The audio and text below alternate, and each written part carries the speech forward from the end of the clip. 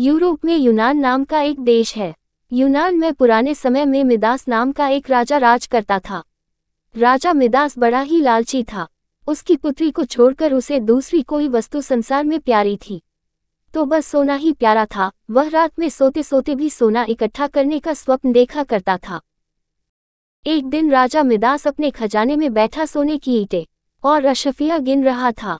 अचानक वहां एक देवदूत आया। उसने राजा से कहा, मिदास, तुम बहुत धनी हो। मिदास ने मुंह लटकाकर उत्तर दिया, मैं धनी कहाँ हूँ, मेरे पास तो ये बहुत थोड़ा सोना है। देवदूत बोला, तुम्हें इतने सोने से भी संतोष नहीं है, कितना सोना चाहिए तुम्हें? राजा ने कहा, मैं तो चाहता हूँ कि मैं जिस वस्तु को हाथ से स्पर्श करूँ वही सोने की हो जाए। देवदूत हंसा और बोला, अच्छी बात है, कल सवेरे से तुम जिस वस्तु को छूओगे वह सोने की हो जाएगी। उस दिन और रात में राजा मिदास को नींद नहीं आई। वह सुबह उठा, उसने एक कुर्सी पर हाथ रखा, वह सोने की हो गई। एक मेज को छुआ, वह सोने की बन गई। राजा मिदास प्रसन्नता के मारे उछलने और नाचने लगा। वह पागलों की भांति दौड़ता हुआ अपने बगीचे में गया और पेड़ों को छूने लगा। फूल, पत्ते, डालियां, गमले छुए सब सोने के हो गए। सब चमाचम चमकने लगा। मिदास के पास सोने का पार नहीं रहा। दौड़ते उछलते में मिदास थक गया। उसे अभी तक ये पता ही नहीं लगा था कि उसके कपड़े भी सोने के होकर बहुत भारी हो गए हैं। वह प्यासा था और भूख भी उसे लगी थी। बगीचे से अपने राजमहल लौटकर एक सोने कुर्सी पर बैठ गया। एक नौकर ने उसके आगे भोजन और पानी लाकर रख दिया, लेकिन जैसे ही मिदास ने भोजन को हाथ लगाया वह भोजन सोने का बन गया। उसने पानी पीने के लिए गिलास उठाया तो गिलास और पानी सोना हो गया। मिदास के सामने सोने की रोटियां, सोने के चावल, सोने के आलू आदि रखे थे।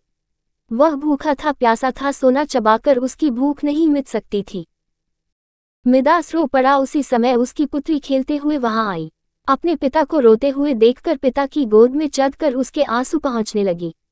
मिदास ने पुत्री को अपनी छाती से लगा लिया, लेकिन अब उसकी पुत्री वहां कहाँ थी?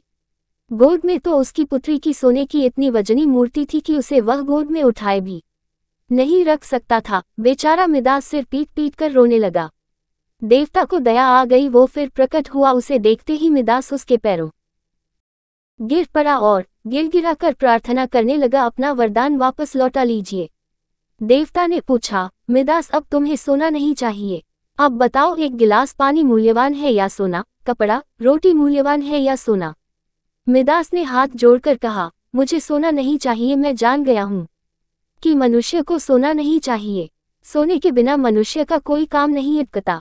एक गिलास पानी और एक टुकड़े रोटी के बिना मनुष्य का काम नहीं चल सकता। अब सोने का लोभ नहीं करूंगा।